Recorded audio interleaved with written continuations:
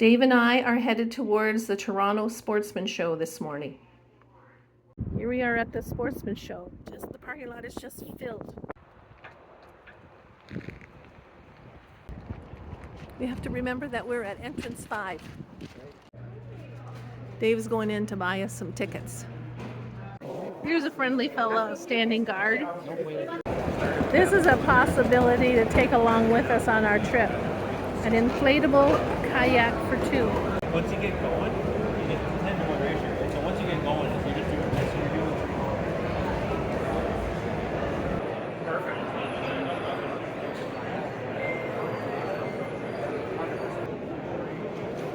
Beautiful coats. There's a whole section here on firearms, shooting. You see different people doing things.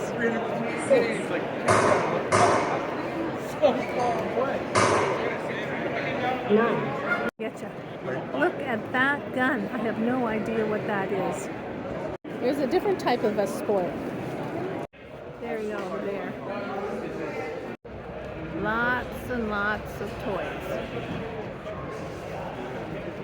This truck is a real unique way of traveling, where you have your camper on top. I think I like our idea of an RV better, but it's a bit more rugged to take a truck along. The salesman said that Mennonites in Millbank make this particular unit. So Dave is interested to find out which company does that.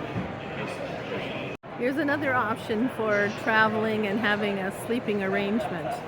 I still think I like the RV better, and you can have your extra people up on the top. I think you can sit in them and wait for your deer to come to you. Lots and lots of toys. There's a bunch of little boy toys. This must be the fishing area.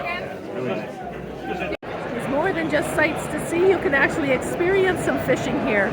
More lures. Also beautiful art here. I'm going to show you some very interesting stuff. Maps by the laser printer. Craft things are here that are all related to outdoors.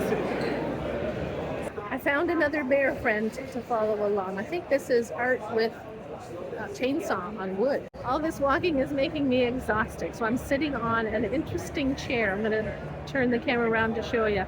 This is where I was sitting. Oh yeah, I got to show them my nice shoes here. There you go. Look and see how shiny my shoes are.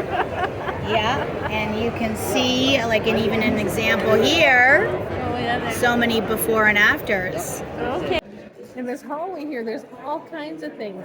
People behind me say me tea, and these guys have camping gear. I should have a look at that, see if there's anything we need. I found another bear here.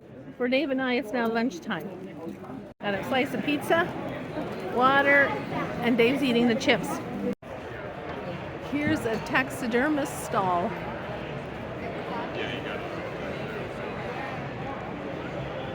A hawk and a crow, I think.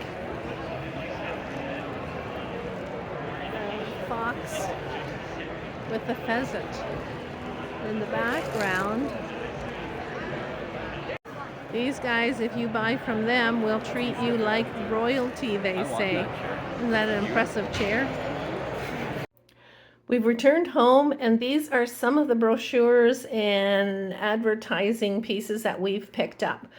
There wasn't really anything that we were going to buy, but I'm going to tell you about some of the things that we've learned. There were several gentlemen there who had lodges, and you could sign up for going to be flown into their lodge that was out in Northwest Territories, and they gave us lots of tips and ideas of things that we would see. Though I wrote a list just to remember all of the things. So the one guy said that their black flies are coming out in the area that we're going into in August. So he suggested something called thermal cell. So we're going to look for that, and that helps to dissuade the bugs from coming into the RV, and I think it keeps them a bit at bay. And it also, all of them said, make sure you have bug spray. And the one guy said that some days when you're going up as high as we're going, you can be running around in your t-shirt, and the next day you can have a foot of snow. So we're going to make sure we come with our winter gear. And the same fellow said that he and his wife, he told stories about when they were working there, I think quite a while ago, but they found all these treasures, a mammoth tooth and stuff that in Dawson, because she was working in something to do with gold mining, and there was lots of exciting stories that he had to tell about the treasures that he found. But they all said that the colors are going to be beautiful at the time that we're there. The one gentleman told us that days change so quickly. Every day we'll lose about 10 minutes of sunlight in the time that we're there. So we're going to be kind of getting a new experience, I guess. And they said that the Aureole Borealis, you know, the northern lights are going to be beautiful. We should be able to see that every night when it's dark.